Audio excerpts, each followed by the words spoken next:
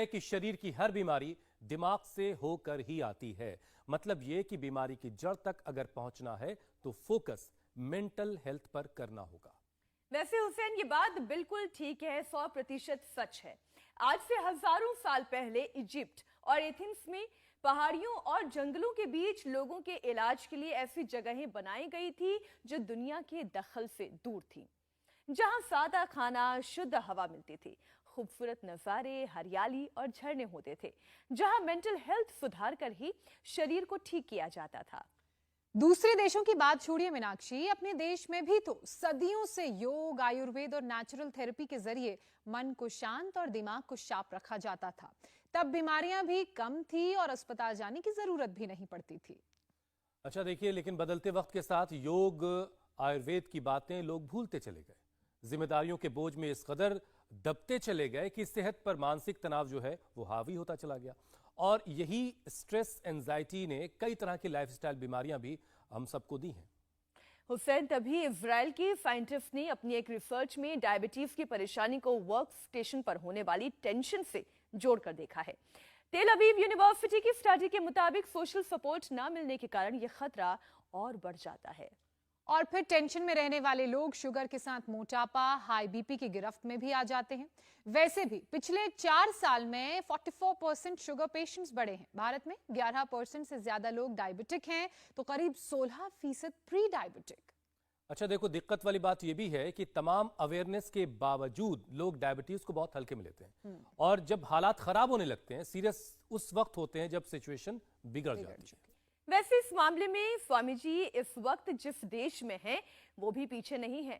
America में भी करीब 11% शुगर के मरीज हैं। तो चलिए, देर किस बात की है, स्वामी जी से जानते हैं कि अमेरिका में ही वो मौजूद हैं। वहां की धरती से इंडिया के दर्शकों को और दुनिया भर के दर्शकों को बताएंगे कि कैसे शुगर लेवल को नॉर्मल करना है, कैसे सेहतमंद रहना है। स्वामी जी प्रणाम, बहुत बहुत स्वागत है आपका। प्रणाम स्वामी जी। सुप्रभातम स्वामी जी। बहुत बहुत प्रणाम हुसैन भाई, मीनाक्षी जी, ज्योत्सना जी, आपको भी। और stress is the main cause of all disease जो मॉडर्न मेडिकल साइंस में कहा जाता है, उसी को आयुर्वेद ने कहा प्रज्ञापराधो ही सर्वरोगाणाम कारणम। धी धृति स्मृति विभ्रष्टा कर्म यत् कुरुते अशुभम प्रज्ञापराधम तम विद्यात सर्वदोष प्रकोपणम। अब ये जो प्रज्ञापराध है, धी धृति स्मृति, इसकी विकृति से सारे रोग पैदा होते हैं। वात पित्त कफ सत्व रजस तमस का जीवन का माने शारीरिक, मानसिक, आध्यात्मिक पूरा संतुलन ही दैहिक, दैविक, भौतिक ताप संतापों से हम त्रस्त होने लगते हैं। तो उसके लिए एक तो ये अनुलोम विलोम करें, भ्रामरी उद्गीत करें। और जैसे मैं यहाँ दुनिया के सबसे शक्तिशाली राष्ट्र कहे जाने वाले और उसके सबसे शक्तिशाली शहर न्यूयॉर्क में हूँ, लेकिन यहाँ बड़ी बड़ी अट्टालिकाएं जहाँ पर बादल विश्राम कर रहे हैं, उनके ऊपर का शिखर दिखाई नहीं दे रहा है यहाँ से। उनका सबके बीच में भी मैं यहाँ तनाव मुक्त हूँ। अब ऐसी जगह हमें खोजनी पड़ेंगी, ऐसे हमें अवसर तलाशने पड़ेंगे जिससे कि हम अपने जीवन को तराश सकें। और अब बात आती है डायबिटीज की। तो डायबिटीज के लिए जो पद्मासन में बैठ सके हो तो बाएं हाथ अब नाभि के ऊपर लेकर के, दाएं उसके ऊपर लेकर के योग मुद्रासन करें। मैं 10 अभ्यास डायबिटीज के लिए बताऊंगा। और डायबिटीज के भी 3 तो बड़े साइड इफेक्ट हैं, किडनी के ऊपर, आंखों पर और नर्वस सिस्टम पर। फिर तो हार्ट आदि पर और फिर पूरी बॉडी पर उसका इफेक्ट आता, वो अलग है। और 3 इसके बड़े कारण हैं। तो डायबिटीज और डायबिटीज के कॉम्प्लिकेशंस वो सबको आज ठीक करना है, क्योंकि हम इंसुलिन लेकर या एलोपैथिक की शुगर की दवाई लेकर शुगर को तो कंट्रोल कर लेते हैं, लेकिन शुगर के कॉम्प्लिकेशंस बने रहते हैं और शुगर पूरी तरह से ठीक होती नहीं। शुगर को ठीक करना है, एक तो पेनक्रियाज को ठीक करना पड़ेगा, जो हम योग मुद्रासन से ठीक कर रहे हैं। जिनसे योग मुद्रासन ना हो पाए तो कोई बात नहीं, पद्मासन में बैठ करके योग मुद्रासन ऐसे किया जाएगा। आगे झुक करके थोड़ी जमीन पर टच करने लगे और हम साथ में कपालभाति भी करते रहे। इंटीग्रेटेड योगा प्रैक्टिस, इसमें योगासन भी है, प्राणायाम भी है, ध्यान है। तन में मन शिव संकल्प मस्तो, मन में शिव संकल्प है कि मेरा पेनक्रियाज एक्टिवेट हो रहा है। इस विचार संकल्प मात्र से जैसे हम बॉडी को ऑर्डर देते हैं, वैसे ही शरीर की एक्टिविटीज चेंज होने लगती है, डायरेक्शन, ऊर्जा का प्रवाह रूपांतरित होने लगता है।